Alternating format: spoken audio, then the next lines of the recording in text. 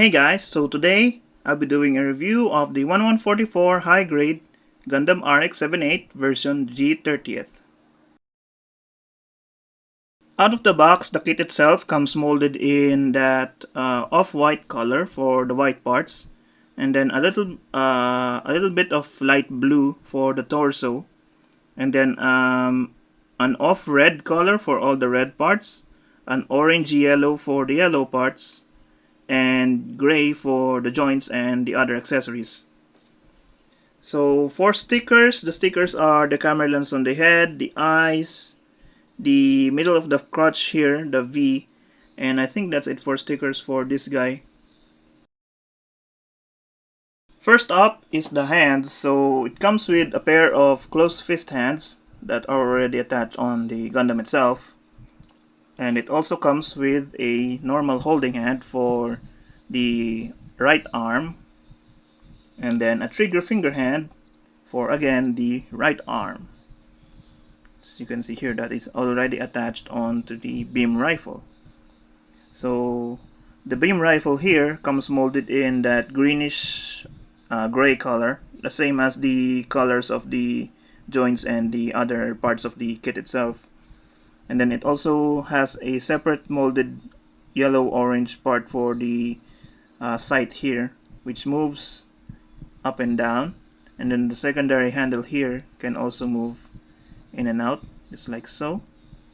And then for the attachment, it's a normal ball joint for the hand here, and you can just remove the other hand and just attach the ball joint onto the polycap socket here, and that is the beam rifle attached using the trigger finger hand on the arm itself. The next handheld weapon is the bazooka, which is also molded in that greenish gray color, but the barrel here is supposed to be white, so you need to paint it white here. And then the handle here doesn't move, unlike the other versions of this guy. And to use it onto the Gundam itself, you need to either use the trigger finger hand or the normal holding hand for the bazooka here. But since it only has extra hands for the right hand, it cannot use the weapons at the same time, because again they only provided the optional hands for the right arm, and the left arm is left with just the closed fist hand. So you can only use the bazooka on the trigger finger hand. If you use the normal holding hand, it cannot fit because the handle is a bit thicker than the normal pegs. And to attach the bazooka, it's on an angle, so it can bypass the shoulder when it's being attached onto the arm, just like so. And that is the bazooka attached onto the hand. So next up is the beam sabers. So it comes with two beam saber handles on the backpack, which can be detached, and you can use any clear pink beam for the handle here. Unfortunately, they didn't give you any clear beam effect part for this kit. Instead, they gave you this beam saber handle, which is already attached with the beam effect part, which is all molded in that off-white color. So you have to paint the beam effect part into pink, and it's very bad. But if you have any other beam effect parts lying around from your other kits, you can use those, and you can just attach it onto the handle just like so. And then for the beam saber, you use the normal holding hand, just slide it in and just attach it on the same arm, which is the right arm, and there is the beam saber attached onto the Gundam itself. And when not in use, just remove the beam effect part and just reattach the beam saber handle onto the backpack itself, and there we go. Next accessory is the Gundam hammer. So this is the only version of the RX-78 that comes with a Gundam hammer with a real metal chain, which can move all over the place. So it's real metal, unlike the entry grade which uses plastic, I think. So although the end here is also plastic, as well as the anchor here, which is the handle for the Gundam hammer. And the only downside from using chain or articulated chain for this kit is that you cannot create any poses that the Gundam hammer have without modifying or having an extra stand when you're displaying it, because it's not fixed pose, so it will flop all over the place when you're displaying it, and you will just use the normal holding hand for the handle here to attach it onto the Gundam itself. And then the last accessory is the shield. So it's molded in white, or that grayish off-white color, and then red, or that light red, and the yellow-orange for the star here on the front.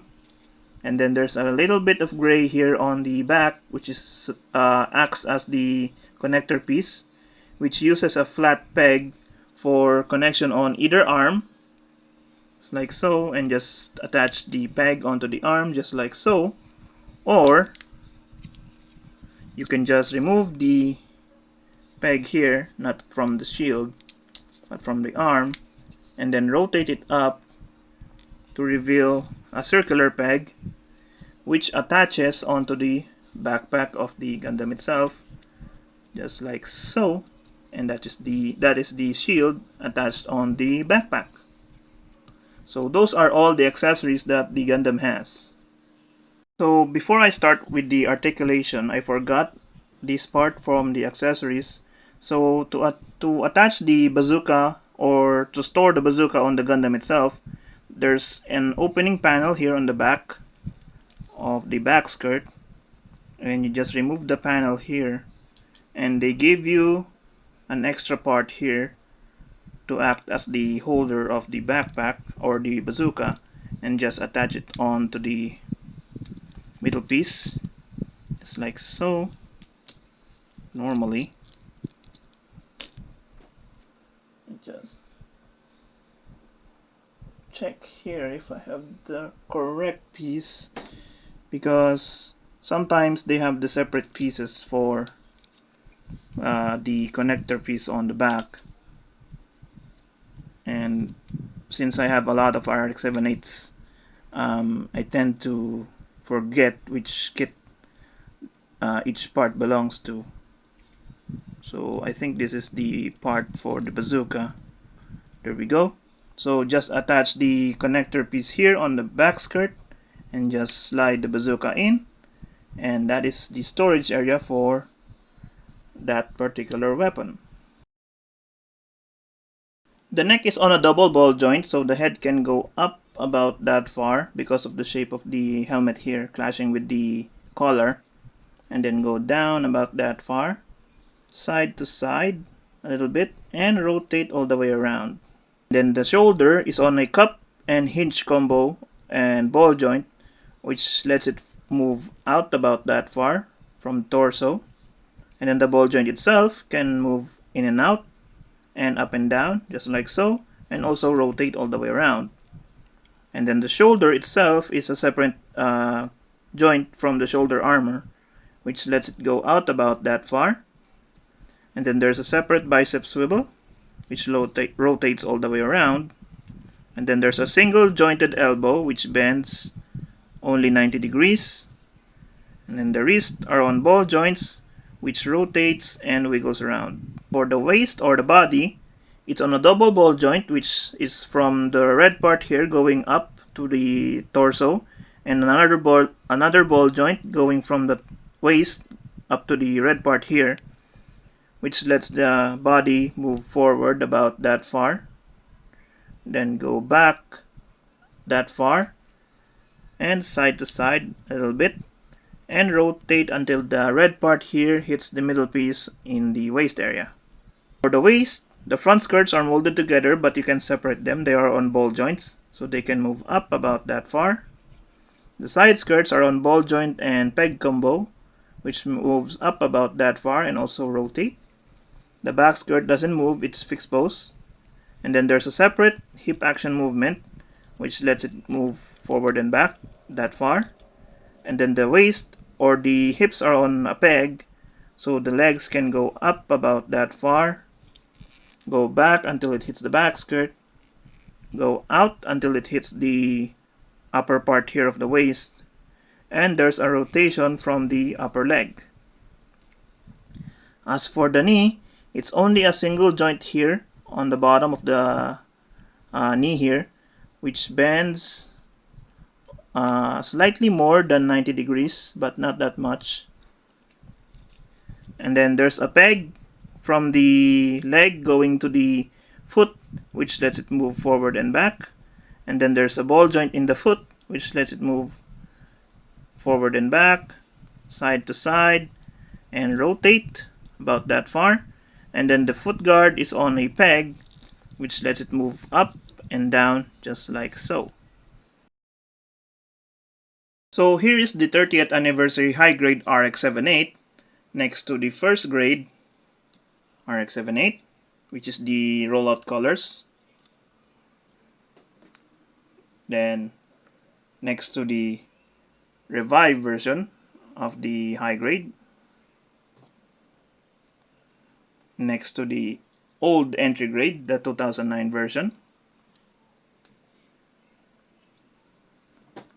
Next to the entry grade 2020 version or 2021 version. Next to the Beyond Global version. And last but not least, the Origin version.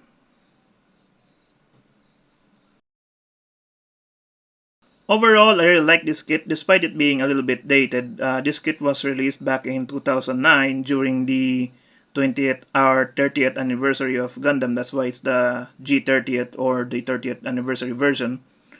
And even though it's a high grade, there are some limited joints like the elbows and the knees that uses only a single joint. And also the design of this kit is based off of the statue, which was made at the same time as this guy was released, as well as the real grade.